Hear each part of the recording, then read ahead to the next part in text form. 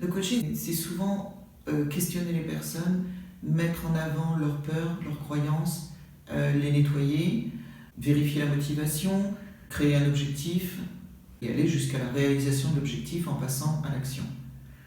Voilà un petit peu, voilà, en gros, comment je vois le coaching. Après, ça peut être beaucoup plus large suivant aussi les outils qu'on a.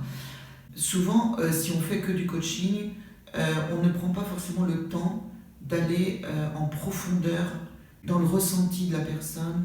En gros, qu'est-ce que la sophroanalyse a de plus? C'est que à chaque obstacle que je rencontrais, en fait, je me mettais en lien avec moi, avec mon âme, avec mon intelligence intérieure, innée, et j'ai les réponses en moi. C'est vrai que le coaching part aussi de ce postulat, mais là on prend le temps, en fait, je crois.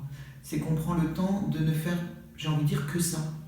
C'est-à-dire qu'il n'y a pas forcément d'objectif de passage à l'action comme un coaching. Là, c'est vraiment un temps pour soi, où en fonction de la problématique, on va rentrer en profondeur, demander les réponses de son âme. Je sentais qu'avec le coaching que j'avais entrepris, je butais toujours sur la même chose, j'étais toujours dans les mêmes limites. J'avais la problématique de mes parents qui m'envahissaient aussi.